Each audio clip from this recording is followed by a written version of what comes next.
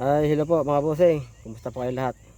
So ngayon mga boss, nandito tayo ulit sa talong ng tropa natin para mga boss makapag-update nga tayo. Ito mga boss yung talong na lagi ko na-upload yung video. Ito yung Prolifica F1. Pang limang pitasan nila ito mga boss.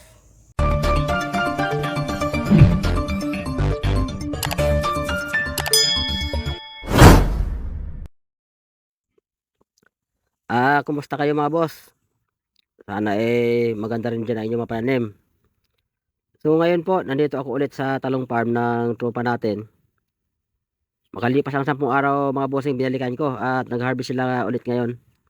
At para makakuha tayo mga boss ng update, para mabalitaan naman natin yung mga kapwa ating farmers na nakasubaybay sa aking YouTube channel. Itong talong mga boss, ito yung lagi kong in-upload ang video sa aking YouTube channel. Ito yung variety ng Prolifica F1. So, ang edad nito ngayon, 75 days na ito after transplanting. At ngayon nga, nag-harvest sila ng panglimang harvest nila. Panglimang beses na ito nila na-harvest. So, last harvest dito, kung di ako nagkakamali, naka 350 kilos yata silang good na napitas. At dalawang bundle yata na na reject o 20 kilos. So, okay naman siya mga boss. Oh, hindi siya nadali ng white flies. Saka yung dahon niya, oh, maganda. Makita nyo, wala siyang talbos na lanta. Yung tama ng shoot borer. Kasi nga, alagang-alaga naman ito ng boss natin na may-ari nito.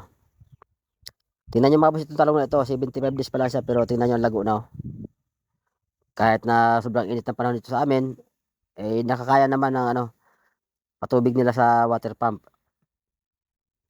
So, ngayon mga boss, marami tayong mga comment at saka tanong na sasagutin mga boss, kasi may mga viewers tayo na mga farmers din, kapwa natin, na nagtatanong kung ano daw ba yung mga ginagamit natin ng mga insecticide dito. Sabi ito sa comment ng boss natin, "Sir, ano ba yung ginagamit ninyo dyan ng mga insecticide sa inyong talong, yung pang-spray ninyo? Bakit sabi niya hindi naglagas yung dahon, hindi daw nagdilawan?"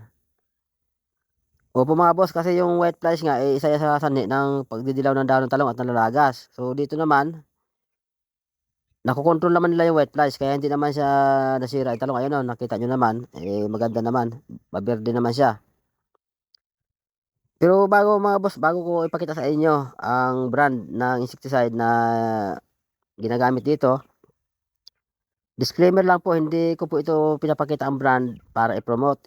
Wala po ako or mga kasamahan ko kinalaman sa mga pesticide company.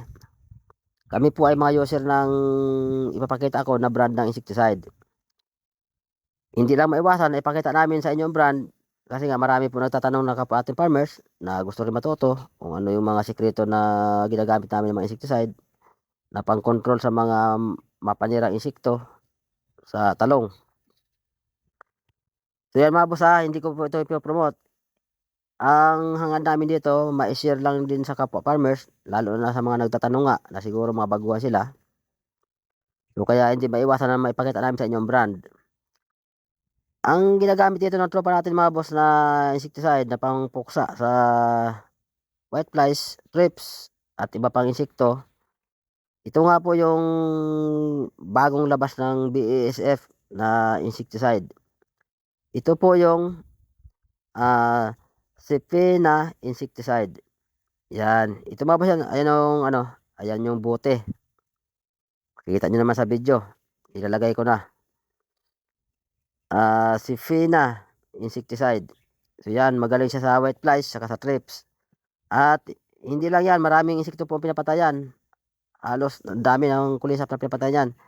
Mababasa naman yun dyan sa label ng ng buti kung sakali mang bumili kayo. Kaso nga lang, hindi ko lang alam mga boss, kung available na ito sa ibang lugar.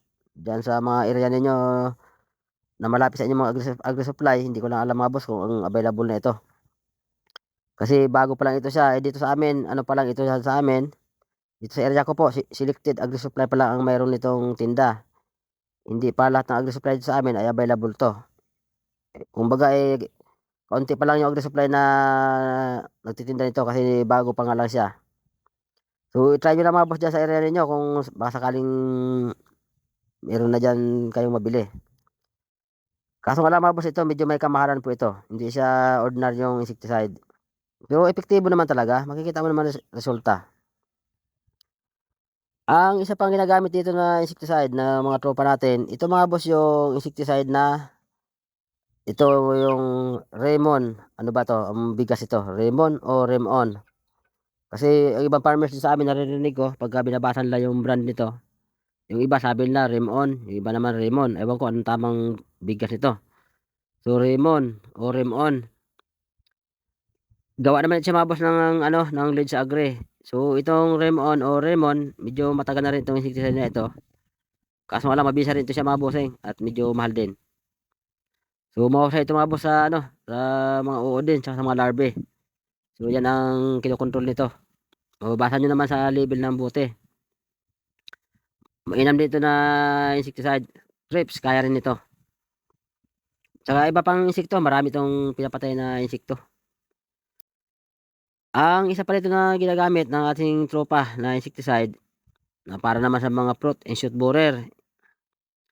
Ito mga boss yung isang brand ng insecticide na ito yung Ultimare. So, siguro palagi ko bago sa pandinig ninyo mga boss. Bago lang din yata itong gamot na ito kasi dito sa amin, iilan pa lang din ang gumagamit nito. Ewan ko lang diyan mga boss sa area ninyo ha, kung available 'to, paki-check niyo lang mga boss sa ano, diyan sa mga agri-supply na malapit sa inyo. Ang kanyang brand, Ultimare. So, ano ito siya mga boss, active ingredients ito, ano ito siya, Tinibinal, family. Kaano ito siya, halos kapareho ito siya ng Bropreya. So, medyo may kamahalan din mga boss ang presyo nito, hindi ito siya mumurahin. Kasi yung 100 ml nito dito sa area namin, halos 2,000 rin ang presyo niya. So, medyo may kamahalan din siya. Yan yung Ultimare insecticide. So, hindi ko mga boss pino-promote yan ha. At sini-share rin natin sa kapwa natin mga new farmers, lalo dun sa mga nagtatanong na pare-pareho lang din tanong kasi, paulit-ulit na lang halos kasi magkakapareho tanong. So, yan mga boss, kaya tayo nagpunta rito para makakapag-update nga, para mabalitaan ko naman kayo at saka yung masagot nga yung mga tanong ng mga boss natin. So, yun mga boss ang ginagamit na insecticide, ito nga yung Sipena, tsaka itong Remon o Remon, at saka itong Ultimare insecticide.